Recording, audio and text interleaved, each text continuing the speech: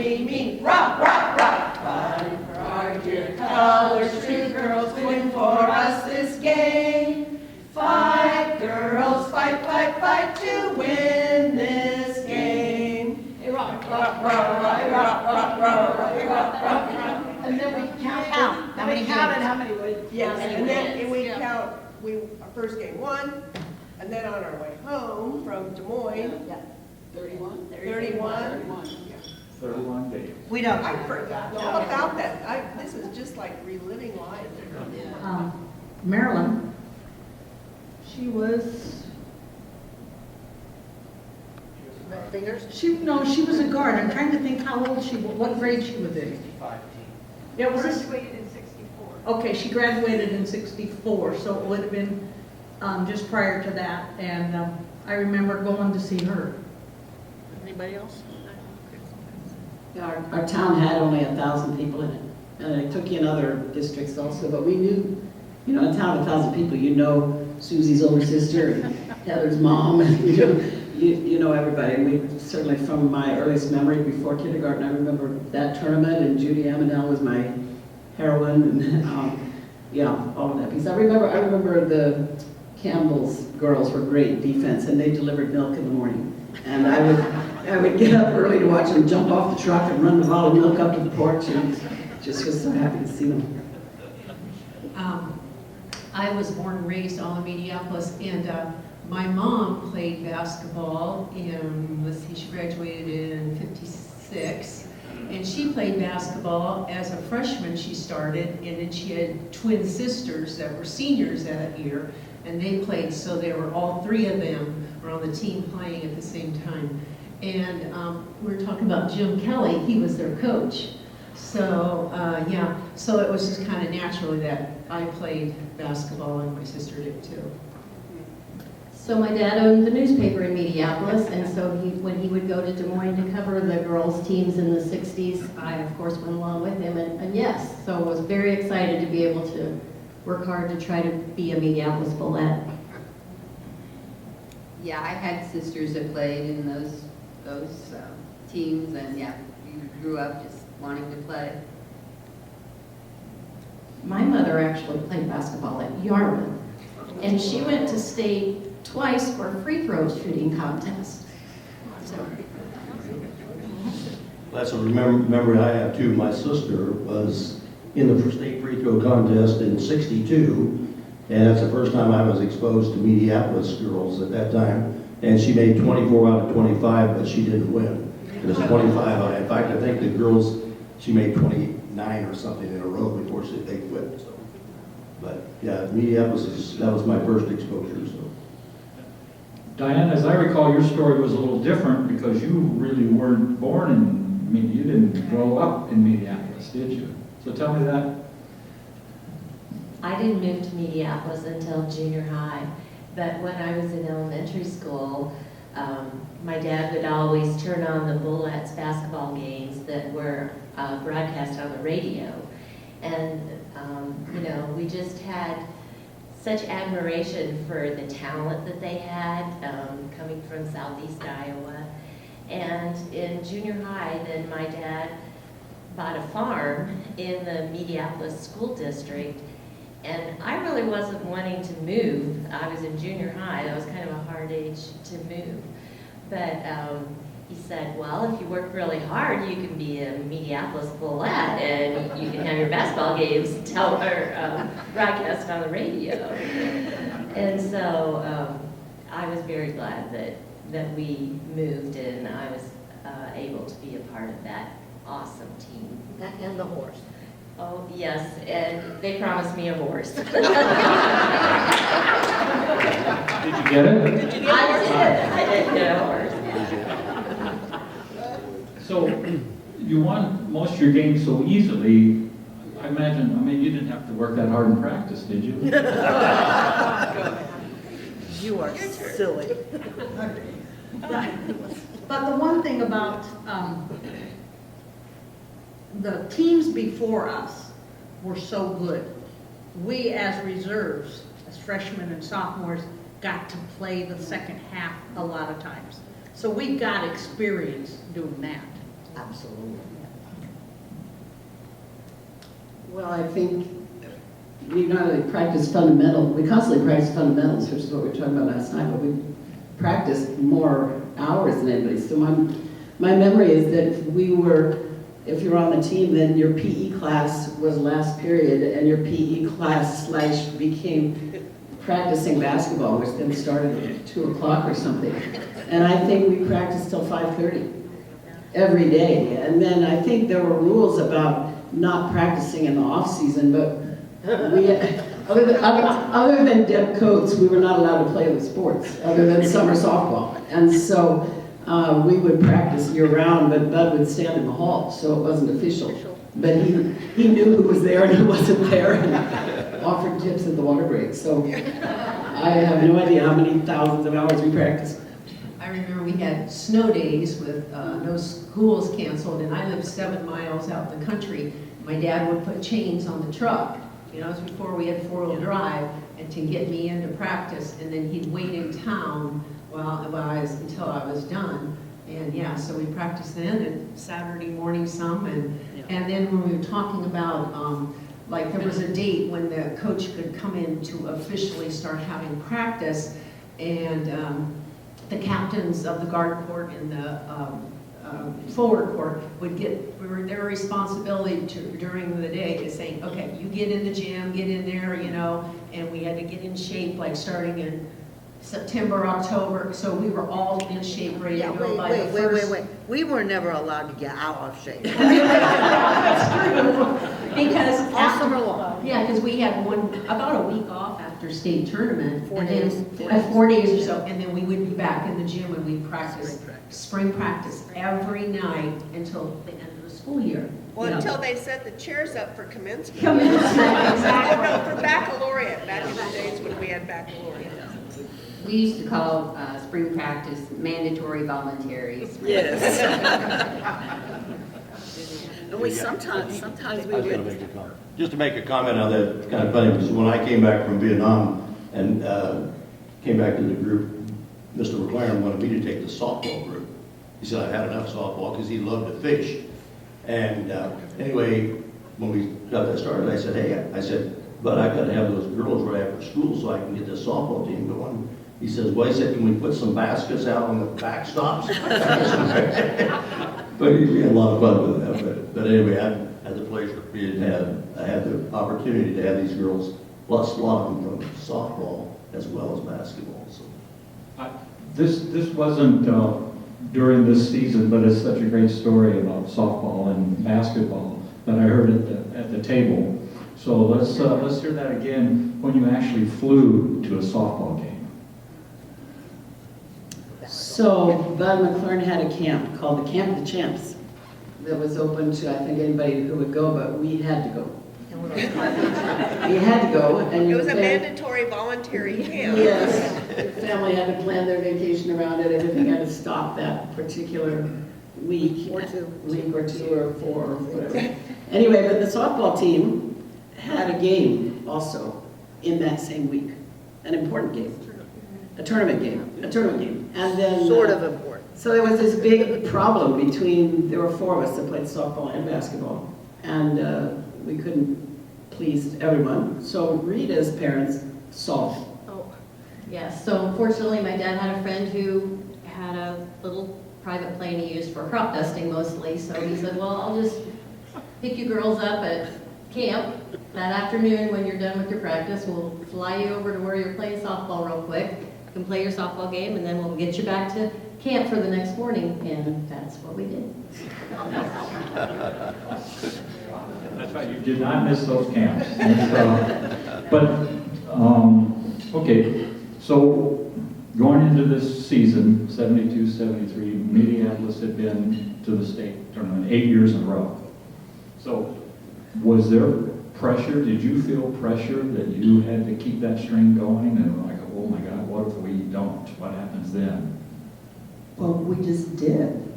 I mean, there wasn't a question about that was your striving goal, was to get back to state and win, and especially after the 72 game when we came pretty close. We weren't supposed to be that good that year.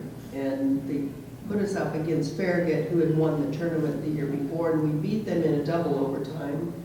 Then the next game, we lost to Guthrie Center in a triple overtime. But it was just expected when we started our senior year. We just knew we could do it.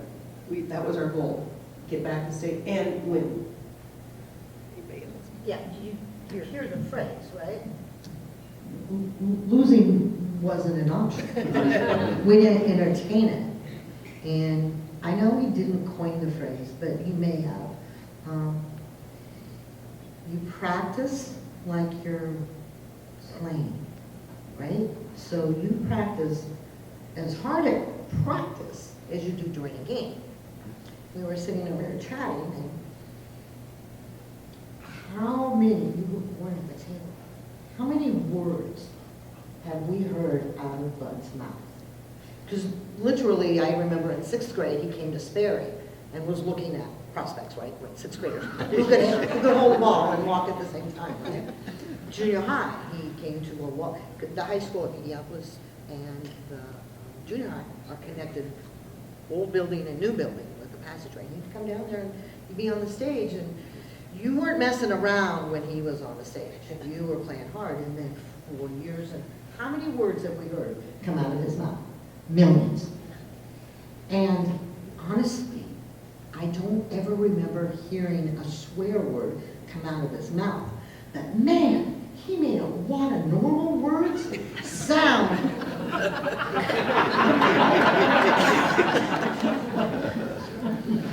It's cringeworthy sometimes.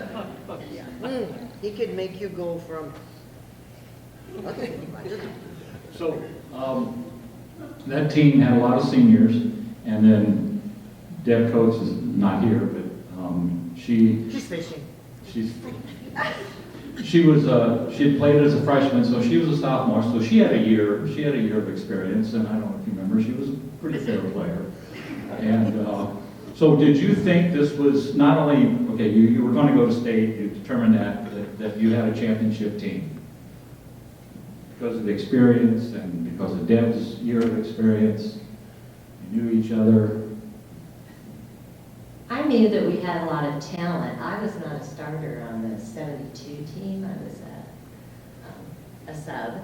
And so I felt a lot of pressure coming in as the first year that I was a starter as a forward. And, you know, just knowing that we had a lot of talent, that helped you get through probably regular conference games. We happened to have another small school, Winfield Mount Union, that was phenomenal, talented team. And so we had that competition in our neighborhood, so to speak. But when you get going through the tournament situation, it's, to me, that's just always, you view that as a real challenge because you just can't lose, you know, even if it's a close game, you just can't lose. You don't want to lose.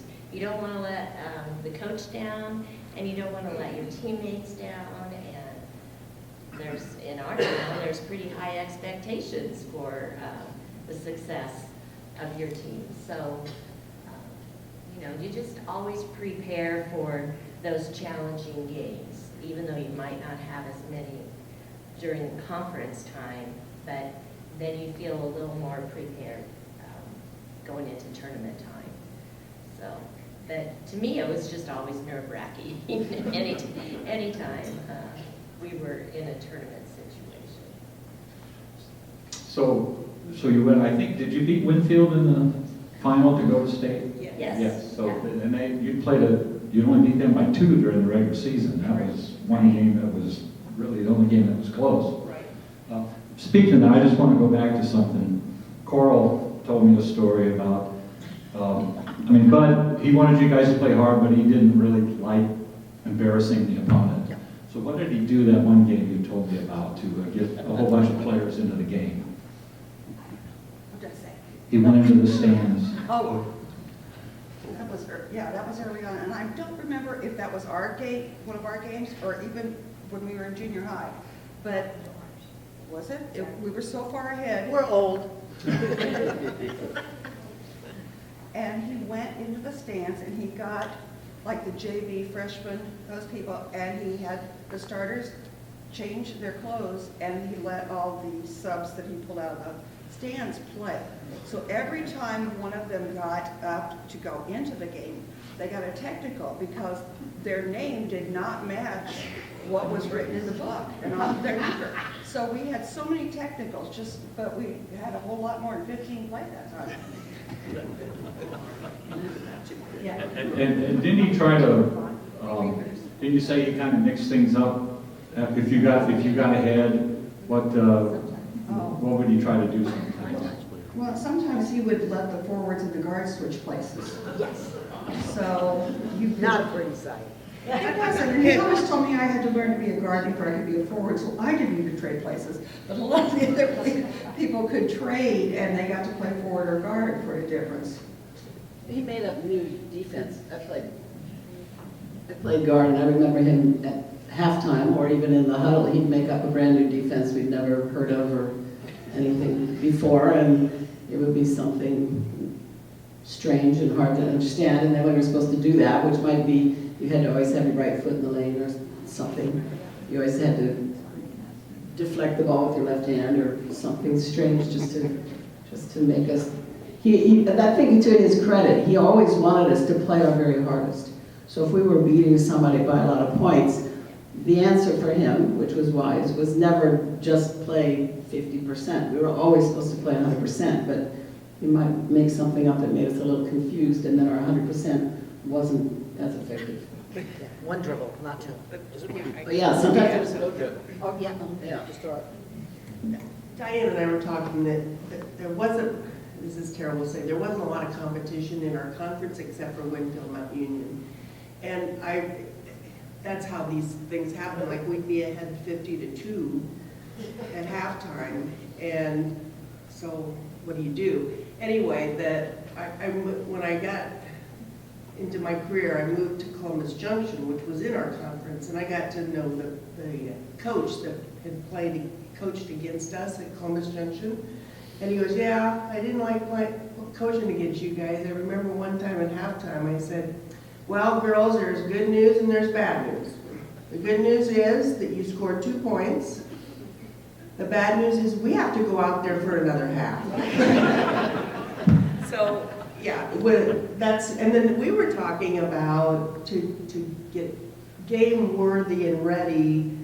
Coach would pack us up on a Saturday and we would drive, we don't remember exactly where, but he had his coaching buds. We know Gene Kling at West Central of Maynard and Dick Armstrong at Carlisle.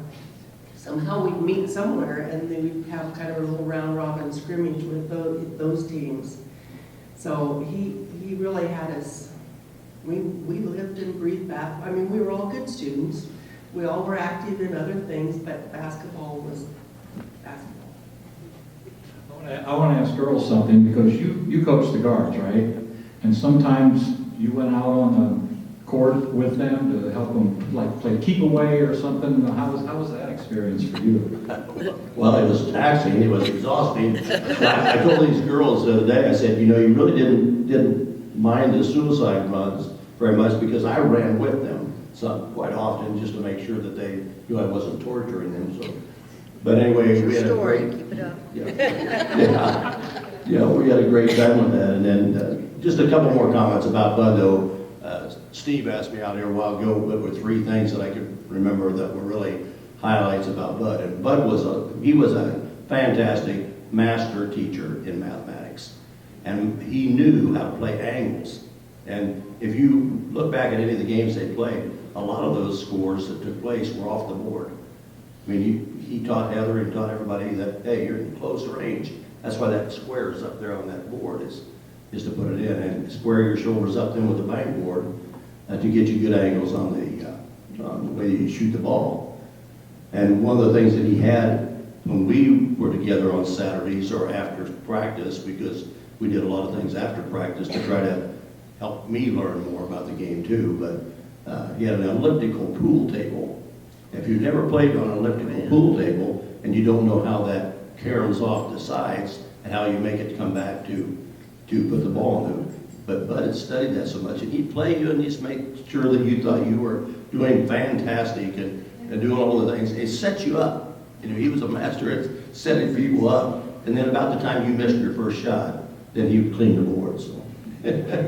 But he was always trying to figure out, and we talked a little bit earlier today too about, he would ask the girls, hey, that didn't work very well, did it? So what do you think? What would you do? So he was a learner too. He was not somebody that was a person that thought he knew it all, because he was always asking other coaches and he would share with them his ideas. And I think that's what made him such a great coach, that he was learning all the time, whether it was from his players or from other coaches. And he was intense on the practices, just like the girls would say. And he was intense with me too. I mean, if I wasn't doing something and making it difficult enough for the girls, he'd say, hey, we got to spend more time on that, because you know how many times did we get beat on that the last game? Because he knew the tough games were coming. Leon Plummer was the head coach at Farragut, and he was another master.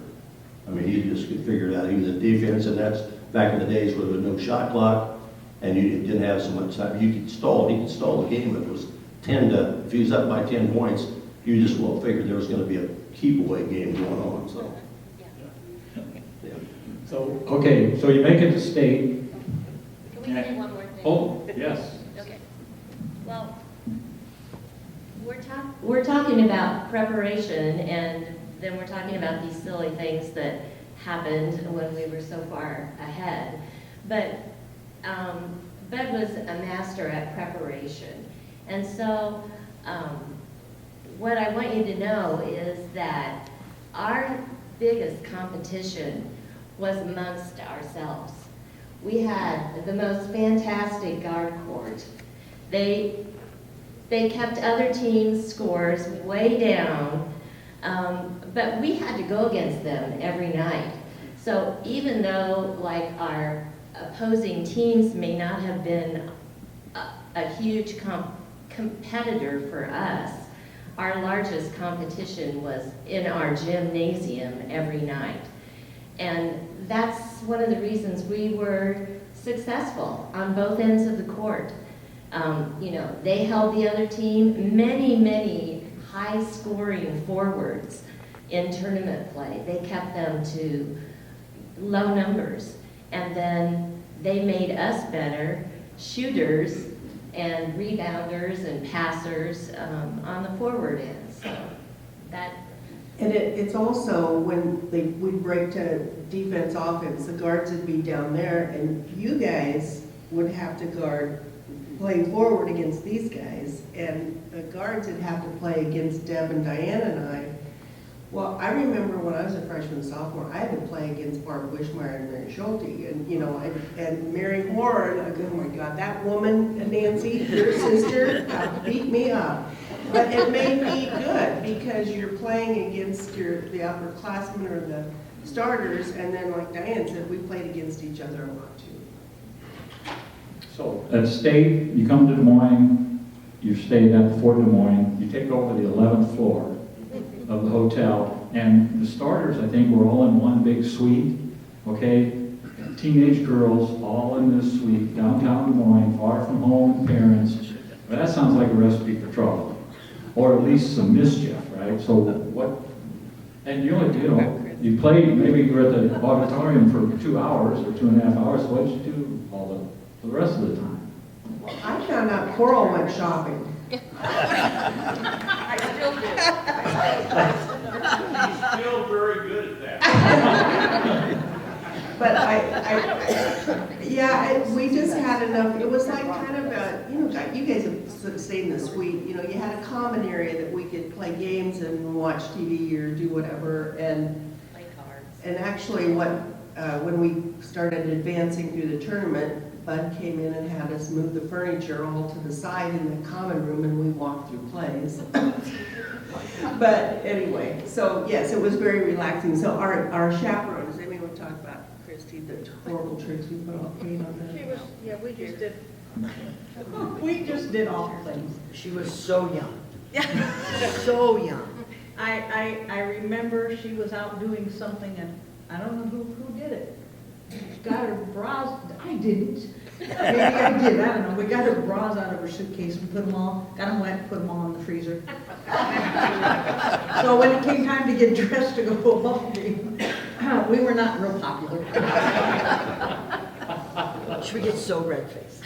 She would just get so red. But there was something too, you know, we never lost a game. We might not have won it.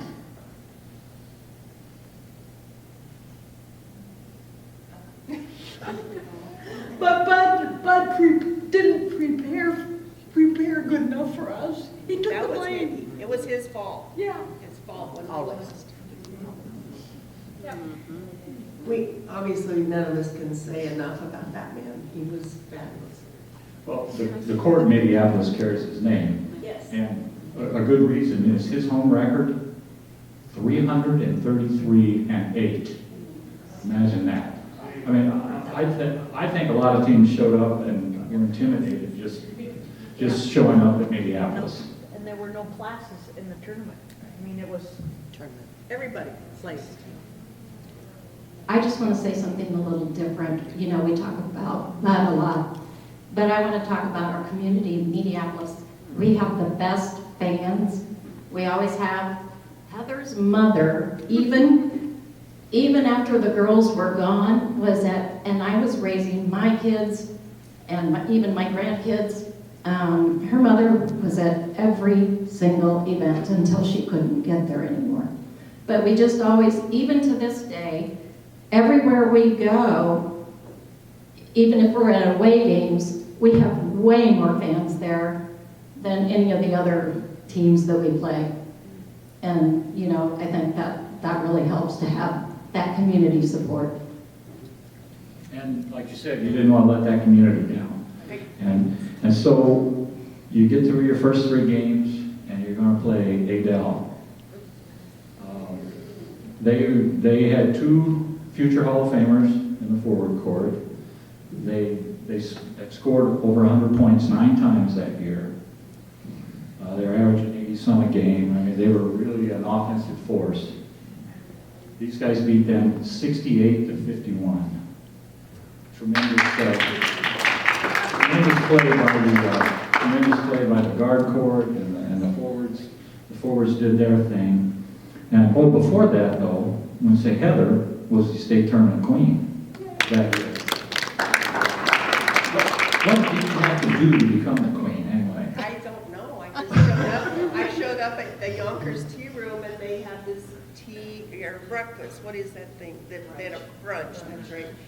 For the Sweet 16, and then every team had a candidate, and I didn't even know ours was our candidate. And they said my name, and I turned 10 shades of red, and that was about it. So it was great. It was a nice honor for us. So. Yeah, and you know she's wearing the orange and black, the Mediapolis orange and black. We have a little bit of orange. Yeah.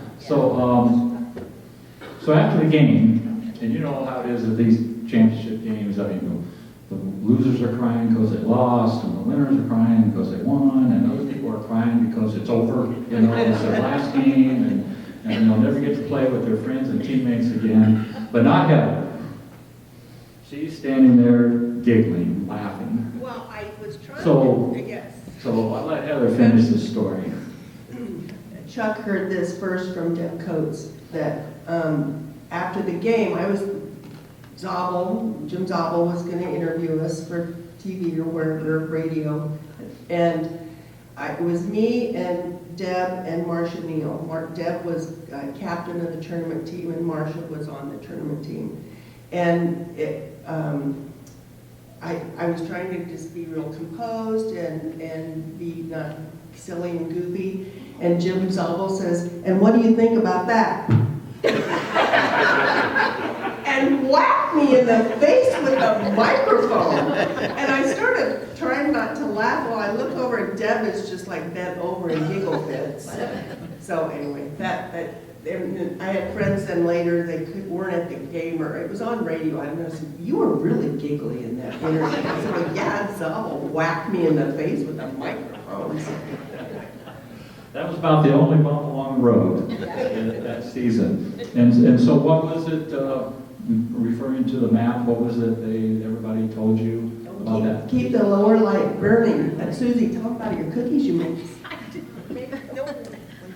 I brought cookies for our get-together last night, and a friend of mine made these cookies, and I said, do you have a cookie cutter that's the state of Iowa? I think so. I said, well, I need white frosting and a red dot in the southeast corner. We got them. So everybody.